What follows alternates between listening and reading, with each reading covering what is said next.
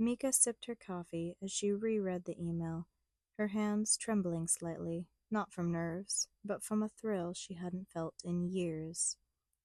Subject: Welcome to UA High School. Dear Miss Tanaka, congratulations. We are pleased to offer you the position of Quirk Counselor at UA High School. Please report to campus at 8 a.m. today for an introduction to the staff. Sincerely, Principal Nedzu. Her eyes lingered on the word congratulations as her lips curled into an uncontainable smile. The word glowed on the screen like a beacon of hope. After years of rejection, of being dismissed and misunderstood, here it was, validation. Someone had finally looked beyond her quirk. Finally, she felt seen. Her gaze shifted to the clock on the wall. It was barely past 6, but she couldn't sit still. Anticipation buzzed in her chest, equal parts excitement and nerves. I guess this is it, she murmured to herself, her voice breaking the quiet hum of her hotel room. Mika pulled up the app for the travel agency she'd used to get to Japan and quickly submitted a request for a rental car. Turning on some music, she sat on the floor and pulled her small suitcase out and open. With a sigh, she began rifling through the neatly folded clothes, her fingers brushing against the few formal pieces she owned. Nearly everything she had brought back with her was black, save for a couple of white, purple, and gray items tucked near the bottom. She pulled out a sleeveless gray satin blouse and held it up, considering it for a moment before setting it aside with a frown. I'm not in the mood for color, she muttered to herself, grabbing a black blazer instead. She laid it out on the bed next to matching trousers and a simple black button-up. Sitting back on her heels, she hesitated. Is it weird to wear all black? It's my first day. What if Nedzu thinks I'm not taking this seriously, or too unapproachable to be around his students? The thought lingered for only a moment before she shook her head. Not my problem, she decided, pulling the outfit on. The dark tones felt like armor, a familiar and comforting shield against the anxiety creeping up her spine. She straightened the blazer in the mirror, smoothing the fabric over her shoulders before stepping back to appraise herself. The all-black suit might not scream approachable, but it felt like her, and that's what mattered. Turning to the vanity, Mika quickly gathered her long hair into a sleek ponytail, securing it high on her head. A few strands escaped, framing her face, but she didn't mind the slightly undone look. Grabbing her makeup bag, she applied a thin line of eyeliner, followed by a coat of mascara. She hesitated briefly before reaching for her black lipstick, but in the end, she swiped it on like it belonged there. Glancing at the clock, her eyes widened. 6:25? She grabbed her bag, shoved in her essentials, and slung it over her shoulder.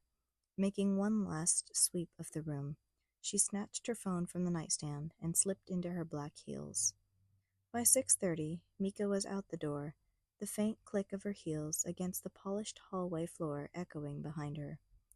The morning air greeted her as she stepped outside, and for a brief moment she allowed herself to pause, taking a steadying breath. First day jitters or not, she was ready to face whatever the day had in store. The crisp morning air greeted her as she hustled toward the nearest rental car location listed on the app. Submitting her request online before she left had proven to be a smart move. By the time she arrived, slightly out of breath, the car was ready and waiting. Or at least, that's what she thought. Ah yes, Miss Tanaka, the receptionist said, giving her a polite bow. We do have your reservation, but unfortunately, Tokyo traffic this morning is... She hesitated, as if searching for a delicate word. Challenging. Mika sighed, the initial excitement beginning to waver. How long will it take for the car to get here? The receptionist winced. At least an hour. Mika groaned internally. She was never going to make it on time like this. Glancing at her phone, she looked for the nearest train station in the app and pulled up a travel pass. It wasn't ideal, but it would have to do. All right, I'll take the train and walk to my destination, she said, her tone clipped but polite. A few minutes later, she stood on the crowded train platform, tapping her foot impatiently as she waited for her line. When the train finally arrived, she slipped into the car, squeezing into an empty space near the door. She grabbed the handrail, bracing herself for the lurch of the train as it began moving. It wasn't long before her attention was drawn to a boy sitting a few seats away by the window. He couldn't have been more than 12 or 13, with bright green hair that stuck out in messy, mud-crusted tufts. A split lip marred his face, and a visible burn on his shoulder looked raw and painful, the kind that would scar if not treated properly. His clothes were torn and dirty, as though he had been in a fight, or worse. Mika scanned the rest of the train car. Passengers sat at least 3 seats away from the boy, sparing him only disdainful glances. Some whispered at each other, their expressions a mix of annoyance and disgust. The boy, however, didn't seem to notice or care. He stared at the window, his eyes heavy with a familiar, resigned sort of emptiness that made Mika's chest ache. Her gaze fell to his shoes, a bright, almost garnish red that caught her attention. The color reminded her of her old armband. Her stomach twisted. Of course, Japan has a system for identifying those with dangerous quirks, she thought bitterly. They lead the world in quirk discrimination, after all. She couldn't just sit there and watch. Rooting through her bag, she pulled out a small first aid kit. Taking a deep breath, she made her way over to him. The boy stiffened as she approached, his gaze darting towards her before quickly shifting back to the window. He wouldn't look her in the eye. Mika didn't say a word at first. She sat down beside him, ignoring the bewildered and disdainful stares of the other passengers. Placing the first aid kit down on her lap, she rummaged through it until she found the small tube of quirked burn cream she always carried with her. Holding it up, she asked softly, "Can I help?" The boy hesitated, his mistrust written all over his face. But after a long moment, he gave a small, almost imperceptible nod. "Thank you," Mika said quietly. She leaned over slightly to get a better angle, applying the cream gently to the burn on his shoulder.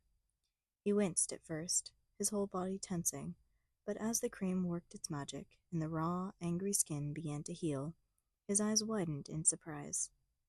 She moved on to the split lip, holding up a clean antiseptic wipe.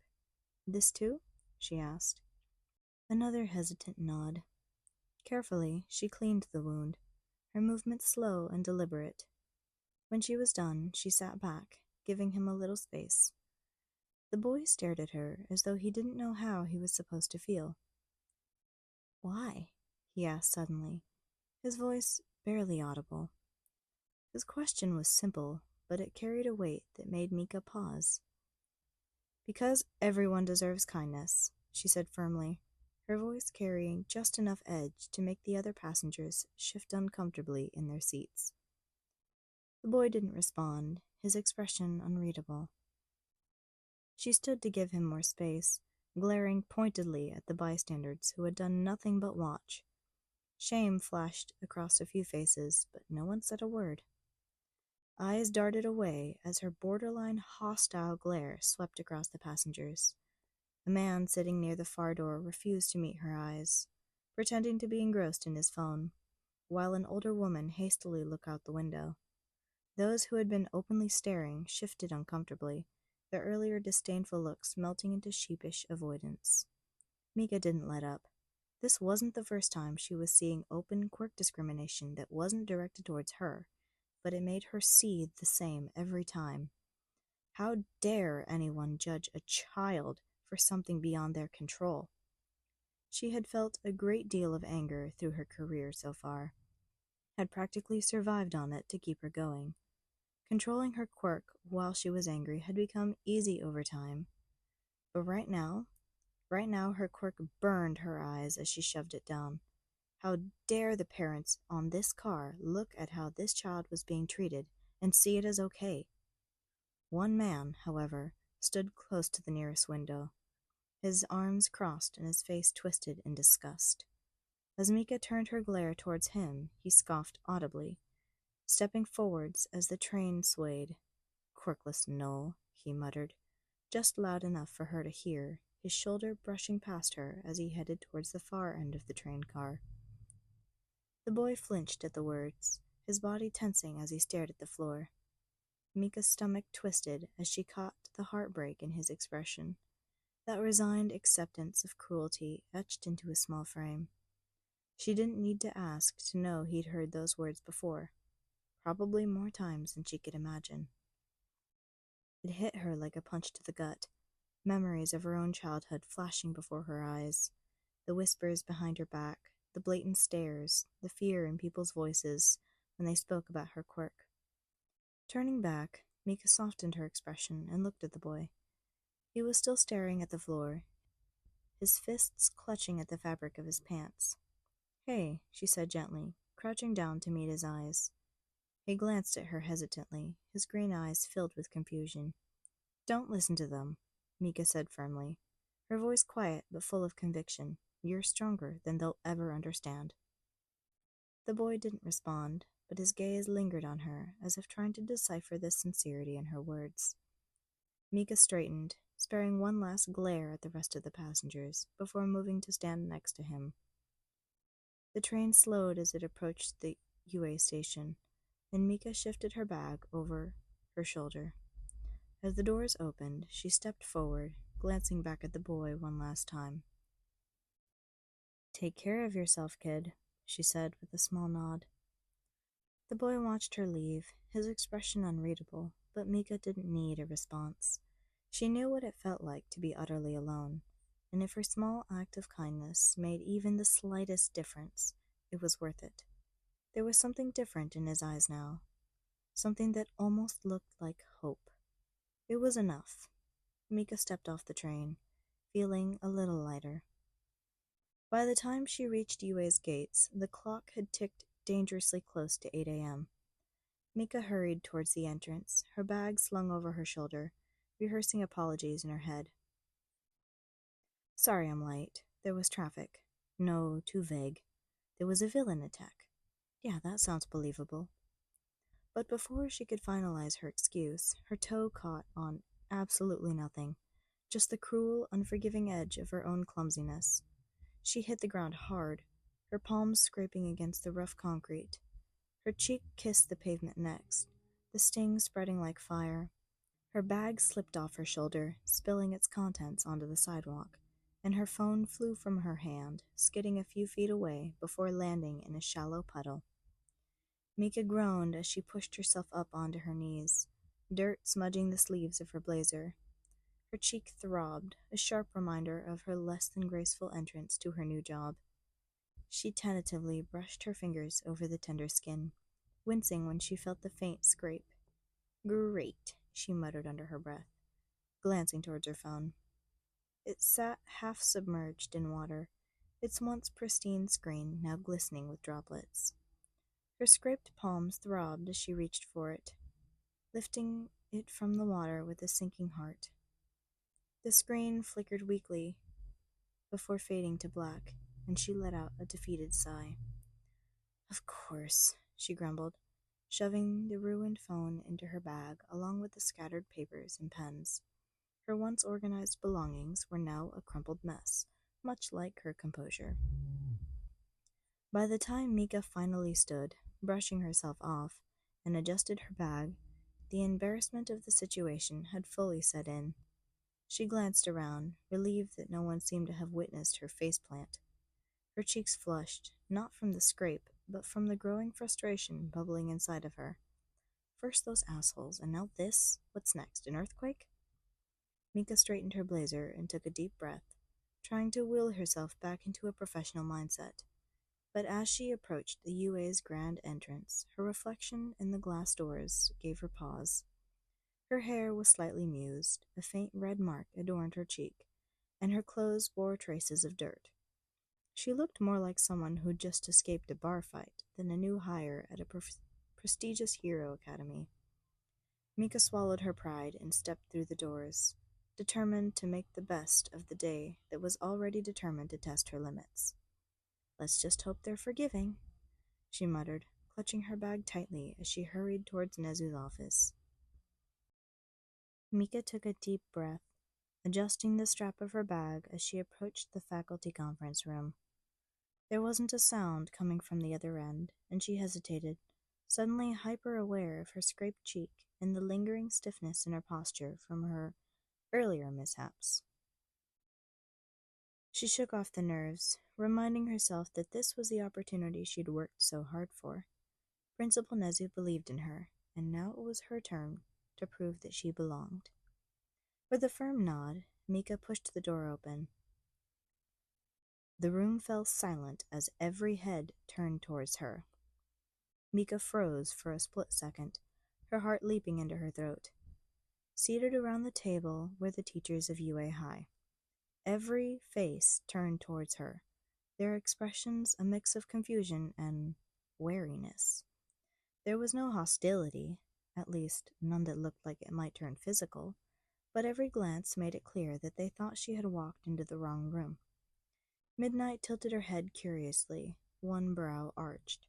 Aizawa stared at her, his frown deepening with suspicion, though his scarf remained slack at his neck. Present Mike blinked at her in disbelief, his mouth slightly ajar. Mika's stomach churned. They weren't expecting me. Nedzu didn't tell them I was coming. It was the only explanation for the barely concealed suspicion etched on every face. Her fingers twitched against the strap of her bag as she debated whether to apologize and back out. She opened her mouth to explain, but a faint rustling sound from above caught her attention. Her gaze snapped upwards, her sharp eyes catching the glint of two small black ones peering down at her from the vent. Unconsciously, her tense shoulders relaxed. She couldn't see any more than the eyes, but she didn't need to. She recognized the breath pattern instantly. Principal Nedzu, good morning, Mika said, her voice steady despite the thick tension in the room. At the last second, she remembered to bow, the motion more practiced than intentional. For a moment, there was no reply, only the continued sound of rustling above. Mika fought the urge to glance at the teachers, though she could feel their suspicion intensify.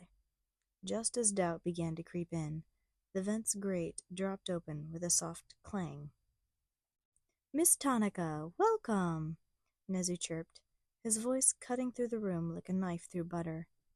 Mika's heart skipped a beat as he suddenly let go of the edge. She moved on instinct, arms snapping out to catch him. She angled the strap of her bag away, careful not to let the spikes snag his fur. Nedzu landed neatly in her arms, his small, furry body radiating warmth, as though nothing unusual had just happened. I hope the trip treated you well, he said, his sharp eyes flicking briefly to the fresh scrape on her cheek. It was all right, Mika replied, adjusting her hold on him to accommodate his tail. A few minor setbacks, but nothing extreme.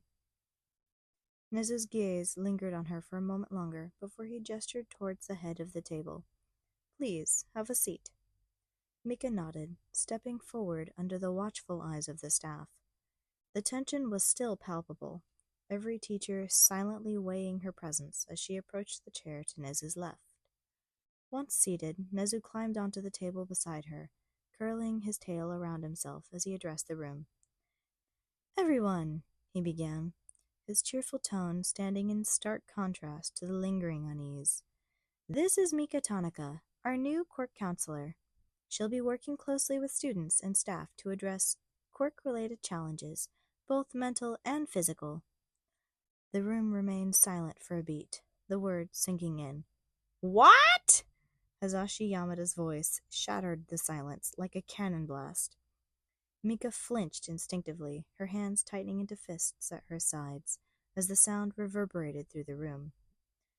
She hadn't expected the outburst, and the sheer volume sent a shockwave through her senses. Aizawa's eyes darted towards her, and then away as his hair floated slightly. Hazashi, Aizawa muttered, his tone low and sharp. You're too loud. Oh, sorry. Hazashi sat down abruptly, his enthusiasm dimming, though his wide-eyed stare remained fixed on Mika. Nezu's smile didn't falter as he continued. It must have slipped my mind, he said lightly, though the twinkle in his eyes made it clear it was anything but an accident. Mika glanced around, offering a small nod to the group. It's an honor to be here. I'm looking forward to working with all of you and helping the students thrive. A few teachers murmured polite greetings, though their expressions ranged from welcoming to skeptical. Hazashi, the loudest in the room, leaned forward with a grin. Yo, Tanaka-san! Nice to meet ya! I'm Yamada Hazashi, also known as Present Mike. I teach English and bring the party. Mika couldn't help but smile at his enthusiasm. Nice to meet you, Yamada-san. Beside him, Aizawa sat slouched with his chin in his scarf. His eyes met her steadily as she looked towards him. Aizawa Shouta, homeroom teacher for Class 1A. Across the table, a woman with long, glossy purple hair waved lazily. Kayama Nemuri. Call me Kayama. I teach modern art history. You're brave for joining this crew, she added with a teasing smirk. Mika chuckled softly. I'll take that as a compliment. The introductions continued around the table, with each staff member giving their name, role, and a few light-hearted comments. Snipe tipped his hat politely. Ectoplasm offered a quiet but kind greeting, and Recovery Girl gave her an approving nod. Now that everyone's acquainted, Nedzu said, his voice cutting through the chatter, let's discuss the upcoming term. Mika, feel free to jump in with any questions or observations. We are a collaborative team here at UA. The meeting moved quickly into discussions of the entrance exam, students' assignments, and curriculum plans.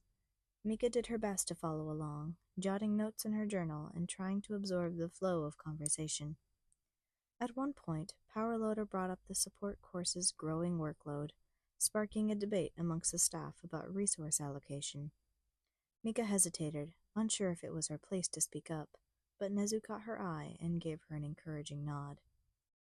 Well, she began cautiously, I know I'm new, but if there's anything I can do to help the students manage the stress of the exam season, whether it's counseling sessions or creating workshops, I'd be happy to help. The room quieted for a moment before Kayama spoke up. I like her already, she said with a grin, earning a few chuckles from the group. Nezu's eyes twinkled with approval. An excellent suggestion, Miss Tanaka. We'll revisit that idea during the next meeting. By the time the meeting wrapped up, Mika felt a little more at ease.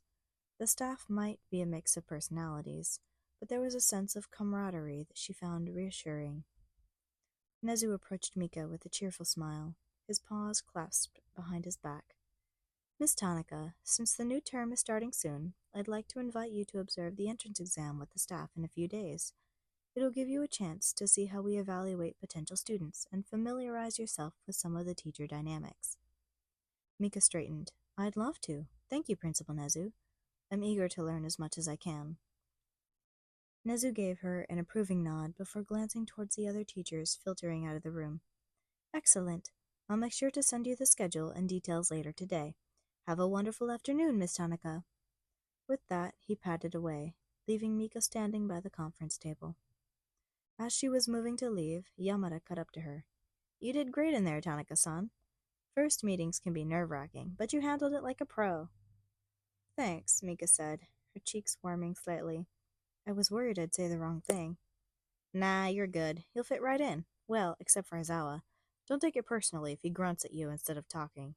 That's just his way of saying hi. Mika laughed, the tension in her shoulders finally easing. Yamada lingered near the front door, his bright personality impossible to miss. He leaned casually against the frame and motioned for Mika to follow. Hey, Tanaka-san, you're from the States, right? What was it like growing up there? Mika chuckled softly. It was an experience. Texas is very different from Tokyo, but I guess you'd know that already. Oh, for sure. Hazashi grinned, slipping effortlessly into English. I've spent some time touring there with the band back in the day. Great food, loud people, and way too many cowboy hats. Mika couldn't help but grin back. Sounds about right. You must have stood out like a sore thumb, though. Let me guess. Bright yellow suit, sunglasses indoors? Hazashi laughed, a sound that practically filled the hallway. Bingo! Man, I got some weird looks, but I loved it. What about you? Ever rock the cowboy boots and hat combo? Mika shook her head, her smile widening. Not once. I was the quiet kid in the back, more likely to be reading than two-stepping. Their conversation flowed naturally as they walked towards the teacher's lounge. Azashi peppered her with questions about her favorite American foods, the quirks she'd seen in the States, and the music scene. Mika found herself laughing more than she had in months. Azashi's energy infectious. For the first time since arriving in Japan, she felt completely at ease. When they reached the lounge, Hazashi paused to grab a coffee from the machine and leaned on the counter. You know, Tanaka-san, your accent still got that Texas twang. How long have you been in Japan? Just a few weeks, Mika admitted, leaning against the opposite counter. I wanted to get here early to settle in before starting at UA, but I underestimated how much there is to adjust to. The language barrier has been tough, even though I've been studying for years. Hazashi nodded thoughtfully. Yeah, I get that. I had my own struggles when I toured the States. You wouldn't believe how many people thought my name was Mike, or Yoshi. Mika chuckled. I guess we've both got our fair share of culture shock. Hazashi sipped his coffee, his expression growing a bit more serious. Hey, if you ever need help settling in, don't hesitate to ask. I know moving into a new country can be overwhelming. Mika hesitated for a moment before nodding. Thanks, I appreciate that. It's been a lot. I'm still figuring out where I fit in here. Azashi's grin returned, this time softer. You'll find your groove. And hey, if you ever need someone to show you around, I'm your guy. I know all the best food spots. Plus, Eraser will never tell you, but he knows some great hidden places too. Mika tilted her head. Eraser? Oh, Aizawa. Don't let his grumpy exterior fool you. He's good people. Before Mika could respond, Present Mike's phone buzzed, drawing his attention. He glanced at the screen and winced.